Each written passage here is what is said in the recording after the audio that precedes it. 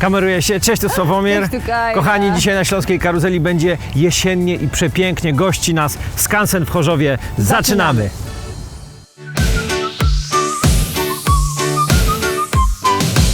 Cześć, tu Sławomir. Cześć, Przemek Badura. Cześć, to Kaja. Przemysławie, powiedz, co to za piękne budynki za nami? Akurat za nami znajduje się zagroda z Istebnej. To jest najstarsza chałupa mieszkalna. No i postaram się pokazać Wam, co najciekawszego właśnie mamy tam do zaoferowania. A powiedz, w jaki sposób przenosicie te domy tutaj? Wszystkie te domy są przeniesione tak jakby trochę z klocków. Aha. To znaczy, jak zobaczymy z bliska, one są zbudowane z takich wielkich drewnianych belek, które trzeba najpierw rozebrać, przywieźć, zakonserwować, no i poskładać od nowa. Czyli takie właściwie drewniane klocki Lego. Tak jest, tylko musimy sami zrobić instrukcję, no bo bez tego byłoby trochę trudno. To zobaczmy. Śląska karuzela zaskakuje nas za każdym razem. Skąd pomysł, żeby był skansen w Chorzowie? Pomysł ten powstał przy okazji budowania całego Parku Śląskiego, kiedy za generała Ziętka powstał tutaj cały ten park, trzeba było zagospodarować go, powstało całe miasteczko, powstało planetarium No cudnie. i cała reszta obiektów. No to wpadnięto też na pomysł, żeby przenieść tutaj skansen, żeby przenieść tutaj różne zabytkowe drewniane budynki. To nie był taki pierwszy pomysł. Już przed wojną przyniesiono drewniany kościół z Syryni do parku w Katowicach. On niestety nie przetrwał wojny. No i po wojnie rozpoczęto pomału proces przenoszenia różnych budynków. To nie tak, że wszystkie te budynki się tutaj pojawiły w tym samym czasie i mamy nagle 1975 rok, kiedy otwieramy skansen i to wszystko tutaj jest. Tylko wtedy było ich dużo mniej, no a my tak sobie sukcesywnie przenosiliśmy po prostu kolejne obiekty. Ale to jest tak, że jedziecie gdzieś i wybieracie, widzicie jakiś, nie wiem, podupadający obiekt, mówię, o, ten by pięknie wyglądał, by się wpasował i opowiemy jego historię. Czy to Mniej jest więcej tak, tylko że no już teraz nie za bardzo, bo tych obiektów zostało mało. Cały skansen był planowany jeszcze w latach 60. No i wtedy jeździli etnografowie właśnie po tych różnych wsiach naszego województwa. Dokładnie tak jak mówisz, oglądali obiekty, typowali do przeniesienia, no aż w końcu udało się, część trzeba było wykupić, część w jakiś inny sposób, że im pozyskali. Przywieźliśmy tutaj do muzeum. Czy na przykład przegrywali w karty? Tak, mój dziadek na przykład. Być może. Słyszałem kiedyś opowieść jednego proboszcza, z której parafii mamy spichlerz, że jego poprzednik, no tak miał ten spichlerz i przyjechał aparat bezpieczeństwa, powiedział, że trzeba zabrać i już nie mamy tego spichlerza. No, znaczy teraz my go mamy, a nie oni. Przemysławie, powiedz, bo to ciekawa historia. Zacząłeś opowiadać, że tutaj jak był bogaty góral, to miał wiele takich właśnie budynków. Po tym można było poznać, nawet jak się nie wiedziało, kto tutaj mieszka, czy mieszkańcy z zagrody są bogaci, czy biedni. I to jest w sumie prosta zasada. Jeżeli ktoś był bogaty, no to budynków miał dużo. Jeżeli ktoś był biedny, to albo miał tylko chałupę, ewentualnie chlewik, a już tacy całkiem biedni, tak zwani komornicy, ale nie w tym takim znaczeniu, jak dzisiaj się nam kojarzy komornik, który nam Jasne. pieniądze zabiera, tylko komornicy dlatego, że mieszkali w komorze u kogoś. No to oni... To ciekawe. Tak jest, oni nie mieli swojego domu, więc po prostu zamieszkiwali u jakichś Komórka u bogatszych gospodarzy. Nie w komórce takiej, jak się nam czasami kojarzy z taką przed Familokiem na Śląsku komórką, tylko w komorze, która jest tam w chałupie, gdzie mieszkają gospodarze. I że taka mała, ale to jest Pokój bardzo taki, ciekawe. Tak jest mniej więcej. malutki. No a ci bogaci gospodarze, którzy tu mieszkali, mieli chałupę, mieli stodołę, w której my teraz mamy wystawę o mechanizacji Które na wsi. młócili. Tak jest, Zboże na są. gumnie na dodatek. Tutaj mamy chlewik, no i jeszcze spichlerz, czyli taką wielką, można powiedzieć, spiżarnię. Bardzo mnie ciekawi, czy to jest drewniana rynna? Tak jest, to są takie drewniane rynny, właściwie przed wieloma budynkami, ale tylko mieszkalnymi. Aha. Jakby sobie popatrzeć na chlewiki czy na spichlerze, No to właśnie. tego już nie ma, bo to była rzecz taka niekoniecznie potrzebna. To Luksusowa. Było, tak jest, luksusowa, ułatwienie życia, ale nie wszyscy na to chcieli wydać jakieś pieniądze, coś takiego. A powiedz, co to w ogóle jest za budynek teraz, w którym jesteśmy? Jesteśmy przed naszą najstarszą chałupą mieszkalną, którą mamy. Ona została przeniesiona z Istebnej, tutaj z Beskidu Śląskiego, z 1794 roku. No i to jest po prostu taka chałupa bogatych górali, gospodarzy. No to czujemy się jak u siebie. Idziemy. Wchodzimy. Oglądamy. Zapraszam.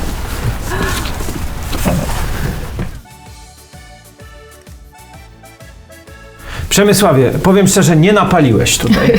No, trochę nam zimno. No, niestety to jest zabytkowe wnętrze, nie możemy tutaj palić, bo trochę mogłyby być konsekwencje tego nie do cofnięcia później. Ale w lecie sztos. W lecie jest Trzyma bardzo stóp, przyjemnie, prawda? tak. Oj, więc koniecznie musimy odwiedzić też latem. Powiedz, co w tej izbie głównej się znajduje? Jesteśmy teraz w izbie czarnej.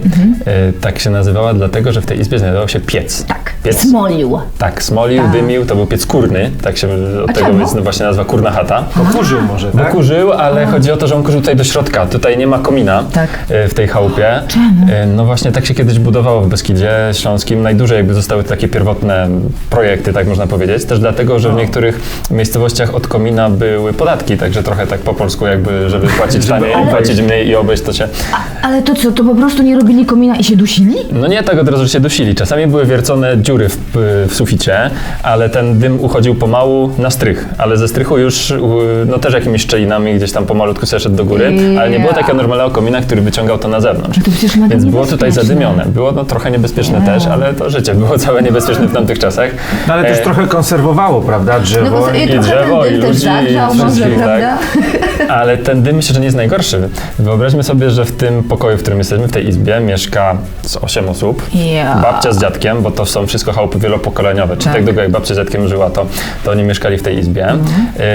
Dzieciaki, bo akurat gospodarze, czyli no rodzice spali sobie w drugiej izbie, w tak zwanej świetnicy. A dzieci kiedyś nie było tak jak dzisiaj, że mamy dwójkę i to już jest całkiem spora rodzina, a trójka to już rodzina wielodzietna. Tylko dzieci częściej było na przykład z 8 albo z 10.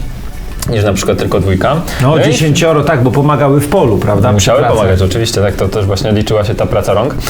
Ale one wszystkie spały razem z dziadkami tutaj w tej... W mituś, w nogach, W nogach tak, ale w nogach tylko tu mamy miejsce, że spać w nogach, bo tylko to jest porządne Ale łóżko. a reszta na piecu. Na piecu spała babcia z dziadkiem i te takie dzieciaki, które już wyrosły z kołyski, czyli powiedzmy takie 3-4-letnie. A te trochę starsze spały sobie tutaj na tych ławkach, które tutaj mamy, na których my siedzimy. One nie są specjalnie miękkie, prawda? Szerokie też nie są, więc nie miały fajnych warunków do życia.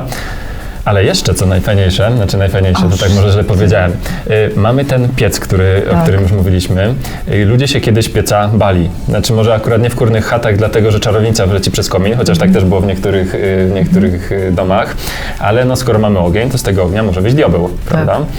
A skoro ten diabeł wyjdzie, to lepiej, żeby zabrał babcię albo dziadka, albo tego 4-latka, który śpi razem z nimi, niż na przykład prawie dorosłą córkę, która śpi tutaj, która dla rodziny przynosi więcej pożytku, więcej pracy niż taka starowinka babcia, która już nie ma tyle sił. I dlatego Dlatego babcia była taka na pierwszej linii ognia, gdyby coś miało ją dopaść. Mam nadzieję, że oglądają nas teraz wszystkie dzieci. Cieszcie się z tych łóżeczek i podziękujcie rodzicom. Tak jest. A płytą dzisiejszego odcinka jest Bożena i Mirosław Szołtysek. Minęło tyle lat. Bardzo Wam gratulujemy.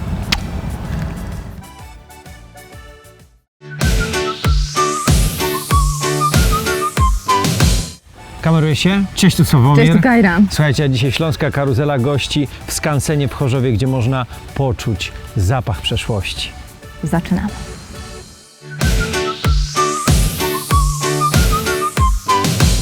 Ale wiesz co, ja się tak zastanawiam, przecież drzewo było wtedy dostępne, to taki materiał popularny, to czemu nie robili więcej łóżek dla dzieci?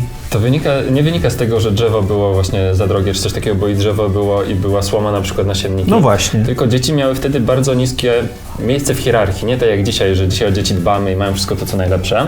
Tylko liczyło się, tak jak już wcześniej mówiliśmy, to jak to pracuje. Czyli na przykład dzieci jadły ostatnie, też nie dlatego, że nikt ich nie kochał i nie chciało się im po prostu dawać. Tylko na przykład wyobraźmy sobie, że za nami jest taki stół w takim typowym obiedzie na przykład. Na wsi jedzono z jednej miski, No tak. ale też była kolejność ważna. To nie była wolna amerykanka, kto pierwszy ten lepszy, tylko najpierw jedli gospodarze, czyli mama z tatą, później jedli dziadkowie, później dopiero dzieciaki, też w kolejności od najstarszego do najmłodszego. No i załóżmy, że mamy jakieś święto, czyli jemy super, bo jemy ziemniaki ze skwarkami, co już jest czymś lepszym niż same ziemniaki. No i wtedy mama z tatą zjedzą sobie to, co najlepsze, dziadek z babcią wołem resztę skwarek, a dla dzieciaków zostaną już same ziemniaki, przy czym dla tych najmłodszych mogło już nie zostać, może nie, że nic, ale one do pełna do sytości się nie najadały. To dlatego, że im kto mniej pracował wtedy, tym niestety mniej jadł, gorzej spał i generalnie wtedy życie było bardzo ciężkie. Jaka to jest izba teraz? Jesteśmy teraz w świetnicy albo w izbie paradnej, tak się to nazywało. To była taka izba odświętna, której na co dzień się nie używało za bardzo, to znaczy tutaj spała gospodyni z gospodarzem. Oni później się ubierali i generalnie wychodzili, żeby tak, broń Boże, tutaj nic nie zepsuć, nic nie pobrudzić. To była taka izba trochę bardziej na pokaz, tak byśmy powiedzieli. A dzieci na ławkach śpią. Dzieci na ławkach, tak? Tak. A rodzice tutaj w sienniki, W całym pokoju. pierzyny, także mają... Bo pokazać się trzeba, czyli gdzieś to już mieliśmy od zawsze. Tak jest. Ale generalnie chłodno, bo tam cieplej, a tu raczej taki W tej chłodek. izbie nie ma pieca, więc No często właśnie. bywało tak, że na zimę rodzice też się mimo wszystko przenosili do całej reszty rodziny tam, gdzie było cieplej. Świetnica świetnicą, ale jednak gdzie ciepełko to Tak ciągnie. jest. Przemysławie, powiedz, czym na przykład taka gospodyni imponowała swoim sąsiadkom? No właśnie, bo tak jak powiedziałeś, ta izba jest trochę po to, żeby imponować, żeby szpanować, tak byśmy powiedzieli, no bo w tamtych czasach nie można było szpanować iPhone'em, nie można było szpanować drogim samochodem, dlatego między innymi jedną z takich oznak bogactwa były właśnie meble, które z reguły właśnie te najładniejsze stały tutaj, czyli w świetnicy. Mamy tutaj piękną skrzynię posażną, to taka skrzynia, którą dostawały kobiety w dniu swojego wesela od rodziców. Tam było wiano, czyli tam były suknie, tam były piękne korale, jakaś biżuteria drobna mogła być, były też pościel, no wszystko to, co dostawał od swoich rodziców. I te skrzynie są bardzo ciekawe, bo na nich zawsze jest malowany rok wesela, są też malowane kwiaty, także wiemy, jak one są stare. I to jest chyba taki najbardziej zdobny element w całym domu. Mamy tutaj też oleodruki. To też nie jest tak, że to są ręcznie robione obrazy, właśnie, no bo skąd by takie obrazy w takim chłopskim domu. Takie oleodruki się kupowało, jak się szło często na pielgrzymkę albo na odpust. To się kupowało, znaczy ja kupowałem taki, sąsiad kupował taki, wszyscy mieli takie same, ale to było tak najprościej dostępne.